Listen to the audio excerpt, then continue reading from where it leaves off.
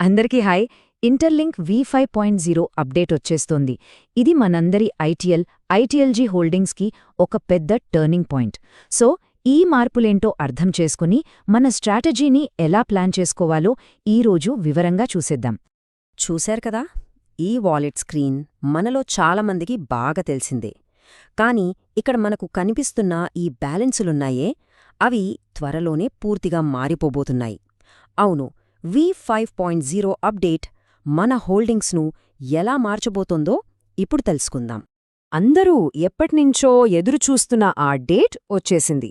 V5.0 update ఇంకెప్పుడో కాదు, ఈ మార్చి నెలలోనే వస్తుంది. అంటే ఇక మనమంతా స్ట్రాటజీలు ప్లాన్ చేసుకోవాల్సిన టైం వచ్చేసిందనమాట. సరే, ఈ మార్పుల్ని పూర్తిగా అర్థం చేసుకోవాలంటే మనం ఈ 6 ముఖ్యమైన విషయాల గురించి మాట్లాడుకుందాం. ఫస్ట్, V5.0 అప్డేట్ డీటెయిల్స్ ఏంటి? నెక్స్ట్, మన వెరిఫైడ్ ఐటీఎల్జీకి ఉన్న 2 దారులు ఏవి? తర్వాత ఈ పేఅవుట్ రేషియో గేమ్ ఏంటో చూద్దాం. ఆ తర్వాత స్టేకింగ్ వర్సెస్ డిస్ట్రిబ్యూటింగ్ ఏది బెటర్? ఇంకా ఓపెన్ మార్కెట్లో ట్రేడింగ్ ఎలా ఉంటుంది? ఫైనల్గా వీటన్నిటినీ బట్టి మనకు సరిపోయే ఒక విన్నింగ్ స్ట్రాటజీ ఏంటో తెలుసుకుందాం. ఓకే, ఫస్ట్ టాపిక్లోకి వెళ్దాం. V5.0 అప్డేట్ అసలు వెరిఫికేషన్ అయ్యాక ఏమవుతుంది? ఇది చాలా సింపుల్ ప్రాసెస్. మన వెరిఫికేషన్ పూర్తయిన వెంటనే వెరిఫై అయిన ఐటీఎల్జీ టోకెన్స్ అన్నీ నేరుగా మన ఐటీఎల్ఎక్స్ సూపర్ వాలెట్లోకి వచ్చేస్తాయి. ఇక్కడ్నుంచే అసలైన కథ, అసలు నిర్ణయాలు మొదలవుతాయి. ఇప్పుడు మన ఐటీఎల్ఎక్స్ వాలెట్లోకి టోకెన్స్ వచ్చేశాయి. ఇక్కడ ప్రతి హోల్డర్ ఒక చాలా ముఖ్యమైన నిర్ణయం తీసుకోవాలి. ఎందుకంటే మనం ఎంచుకునే ధారే మన రిటర్న్స్ని డిసైడ్ చేస్తుంది. అవును, మన ఐటీఎల్ఎక్స్ వాలెట్లో టోకెన్స్ పడ్డాక మన ముందు ఒక కీలకమైన ఎంపిక ఉంటుంది. ఆ 2 దారులేంటో ఇప్పుడు చూసేద్దాం. సరే, మన దగ్గరున్న వెరిఫైడ్ ఐటీఎల్జీని లిక్విడ్ ఐటీఎల్గా, అంటే వాడుకోవడానికి వీలుగా ఉండే ఐటీఎల్గా మార్చుకోవడానికి మనకు 2 ఆప్షన్స్ ఉన్నాయి. మొదటిది డిస్ట్రిబ్యూట్ చేయడం, రెండవది స్టేక్ చేయడం. ఈ రెండింటిలోనూ లాభాలున్నాయి, మనం ఆలోచించాల్సిన కొన్ని విషయాలు ఉన్నాయి. అయితే ఇక్కడ ఒక విషయం గుర్తుంచుకోవాలి. ఈ 2 దారుల్లోనూ మనకొచ్చే రిటర్న్స్ ఒకేలా ఉండవు. ఇక్కడే పేఅవుట్ రేషియో అనే కాన్సెప్ట్ మనకు పరిచయమవుతుంది. అసలు దీని వెనకున్న లెక్కలేంటో చూద్దాం. ఇది చాలా ఇంపార్టెంట్ పాయింట్. డిస్ట్రిబ్యూట్ ఆప్షన్ తీసుకుంటే మనకు 20:1 రేషియోలో ఐటీఎల్ వస్తుందనే గ్యారంటీ అస్సలు లేదు. ఎందుకంటే ఎంత ఎక్కువ మంది ఈ ఆప్షన్ను ఎంచుకుంటే ఆ రేషియో అంత పడిపోతుంది. అది 50:1 అవ్వచ్చు, 100:1 అవ్వచ్చు, లేదా అంతకన్నా దారుణంగా కూడా ఉండొచ్చు.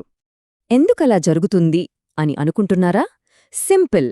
ఎందుకంటే డిస్ట్రిబ్యూషన్ కోసం కేటాయించింది కేవలం $150 మిలియన్ల ఐటీఎల్ మాత్రమే.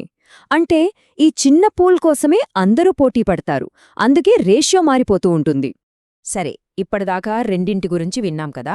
ఇప్పుడు ఈ 2 ఆప్షన్స్ని పక్కపక్కన పెట్టి చూద్దాం. ఎవరికి ఏది కరెక్ట్గా సరిపోతుందో మనకు క్లియర్గా అర్థమైపోతుంది. ఈ స్లైడ్ చూస్తే మనకు తేడా చాలా స్పష్టంగా కనిపిస్తుంది. ఒకవైపు డిస్ట్రిబ్యూట్, మరోవైపు స్టేక్. డిస్ట్రిబ్యూట్ అంటే మనకు ఐటీఎల్ వెంటనే వస్తుంది, కానీ పేఅవుట్ రేషియో తక్కువగా ఉంటుంది. ఎంత ఎక్కువ మందొస్తే రేషియో అంత పడిపోతుంది. ఇక స్టేకింగ్ విషయానికొస్తే ఇది కొంచెం నెమ్మదిగా టైం తీసుకుని జరిగే ప్రాసెస్, కానీ పేఅవుట్ రేషియో చాలా ఎక్కువగా ఉంటుంది. 20:1 వరకు వెళ్లొచ్చు. ఎక్కువ ఐటీఎల్ కావాలనుకునే వాళ్లకి ఇది లాంగ్ టర్మ్ స్ట్రాటజీ అన్నమాట. ఓకే, మనకు ఐటీఎల్ వచ్చేసింది. ఇప్పుడు నెక్స్ట్ ఏంటి? దాన్ని ఎలా ట్రేడ్ చేయాలి? ఇక్కడే మనం ఓపెన్ మార్కెట్ ఇంకా ఓటీసీ ట్రేడింగ్ గురించి తెలుసుకోవాలి. ముందుగా ఈ ఓటీసీ మార్కెట్ అంటే ఏంటో చాలా సింపుల్గా చెప్తాను. ఓటీసీ అంటే ఓవర్ ది కౌంటర్. అంటే ఇక్కడ మధ్యలో ఏ ఎక్స్చేంజ్ లాంటిది ఉండదు. 2 వ్యక్తులు డైరెక్ట్గా ఒకరికొకరు మాట్లాడుకుని టోకన్స్ని అమ్ముకోవచ్చు, కొనుక్కోవచ్చు.